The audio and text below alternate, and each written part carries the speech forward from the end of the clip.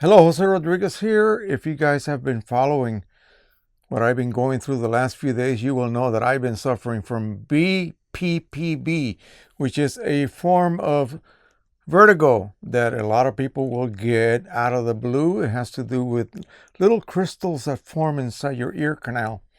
I've been going through the treatments and I've been really feeling a lot better than I have the last few days. We had to go down to Colonial Beach, Virginia to visit my aunt due to the fact that her son passed away with cancer just a few days ago, and we had to help her pack her place up because she also just sold her house and she's moving in with her daughter not too far away from there, actually in a very historic area of Virginia. So that'll be a great excuse for us to go down and visit.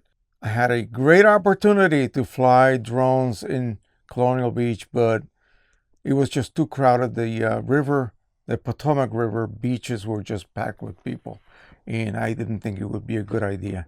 So anyway, I am back home. I'm feeling a lot better. I'm going to demonstrate something that's going to probably shock you a little bit. See, a lot of you think that black ink is black, and it really isn't, especially dye-based ink, and specifically speaking about the Pro 100, also the Epson 6-color dye ink printers like the 1400, 1430, 1450, and so forth. In fact, any black dye ink is really not black or neutral black. So what happens when you print, say, using black and white mode in a Canon printer? You set that in the driver. People think it's just using black ink in the case of the Pro 100, the two gray inks. Yeah, but it's also using other colors within the ink palette of the Pro 100 to help neutralize and linearize your tones from the blackest black you can produce all the way to white, meaning no ink on paper. So the way it does that, very intelligently, by the way, it uses a little bit of yellow and magenta. Now, let me show you really quick here. I'm going to show you what black ink actually looks like. I just have a tiny little bit right here. This is my old Precision Colors ink set. I have the black or photo black. I got gray and light gray. So we're going to go ahead and place a few drops here. And what we would expect, especially when you do this with pigment black ink, it's pretty much a neutral black. Not perfectly, but more neutral than anything else. Watch what happens here. Now this works really great if you have a backlight, situation here, but you'll have to bear with me. So we're going to go ahead and shake this a little bit, and we'll drop a little bit of ink. I don't know if you can see that, but that is a deep purple that you are seeing. And I see it right through my transmitted lights here. That is a deep purple. So that's actually what black ink is. It is a deep purple color. Okay, and purple means optical blue. So black ink is actually, optically speaking, a deep blue. Now, how do you neutralize that? Well, what's the opposite of blue? Optical blue, that is. Yellow.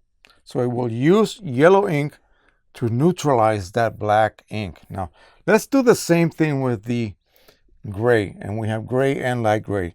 I wonder if it'll be the same thing. I really have never done this before. Tell you the truth. I've only done that. So let's check and see what the differences are between gray ink. But still has that purple tinge to it. So purple and purple, or blue. That's 2 against neutrality, right? Let's put this over here again.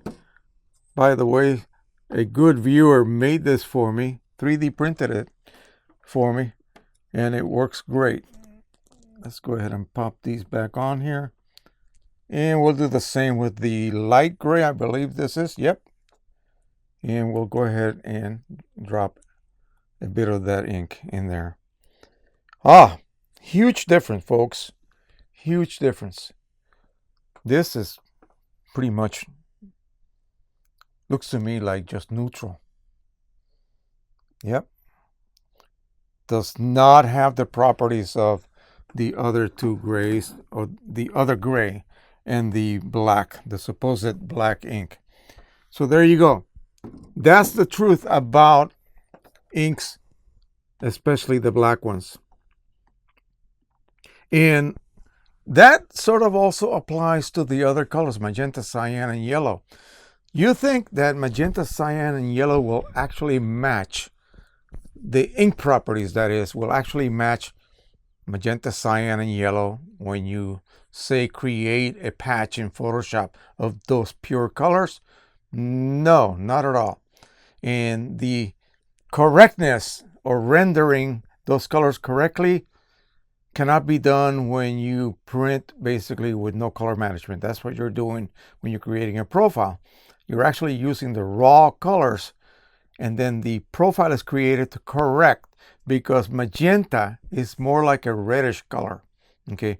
And it will require some cyan to make it look like magenta in print form. Yes, believe it or not. So what you get when you print, say, a purge sheet without color management, so that then you utilize mostly the actual raw colors, is totally different than what you get when you print through a profile. It will look correct when you print with a profile. Magenta, yellow, cyan will look like magenta, yellow, and cyan. But when you print without that profile and no color management, it will use mostly the raw colors. And that's where you will see the difference, if you will, in rendition. So it's very tricky. The print engine performs magic. Your SEC profiles for your papers perform magic as well. It's a combination of the two to allow that printer to be able to reproduce and create something as great as this. Have a look at this gigantic print of mine. By the way, if you're interested, let me know. I sell these. So anyway, that is it. As you saw, black ink is not black. It's actually violet or purple. And it will use yellow to neutralize it as it's printing, say for instance when you use black and white mode with your Pro 100. Okay, remember that. Thank you so much. The next video I'm going to show you why it is so difficult to see and also check on, say, an Epson printer. It prints those little tiny faint lines, and someone asks, well, why doesn't it just print a wider line? I'll tell you why. Thank you so much. Don't forget to subscribe, share, and like. And until the next time, happy printing, everybody. Bye-bye.